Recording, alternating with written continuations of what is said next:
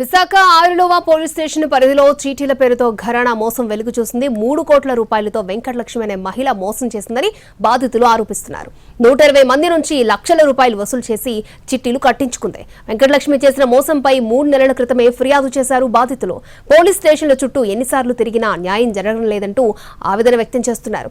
మహిళ ఇంటి ముందు ఆందోళన చేస్తున్నారు. తమకు న్యాయం చేయాలంటూ డిమాండ్ చేస్తున్నారు.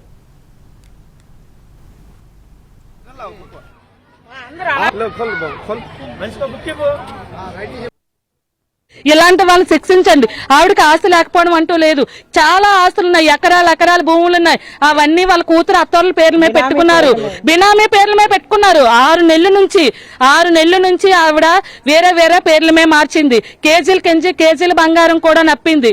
ఆ పెళ్లి గురించి చాలా మంది ఇబ్బందులు ఉన్నారు. పెళ్లి అవ్వట్లేదు, మొత్తం క్యాన్సల్ అయిపోయింది. ఒక 5-6 పెళ్లిలు వీళ్ళ గురించి చేస్తారు. వీళ్ళే మొత్తం ఎలా చేస్తారు. వాళ్ళ అబ్బాయి ఆడ కోడలు వీళ్ళు పోలీస్ స్టేషన్ కి వెళ్ళి నాటకం ఆడుతున్నారు, ఏడుస్తున్నారు. నా దగ్గర ఏం లేదు, ఇది లేదు. మొన్న లాస్ట్ టైం ఏం చెప్పారు, డబ్బులు ఇస్తామని. డబ్బులు ఇప్పటి వరకు ఇవ్వట్లేదు. 4 నెలలు అయింది చెప్పి. మొన్న పోలీస్ స్టేషన్ లో ఏం చెప్పారు, 2 నెలలు ఇచ్చేస్తానని. ఇప్పుడు వరకు డబ్బులు ఇవ్వలేదు. దీని గురించి ఇప్పుడు ముందుకు రాశారు.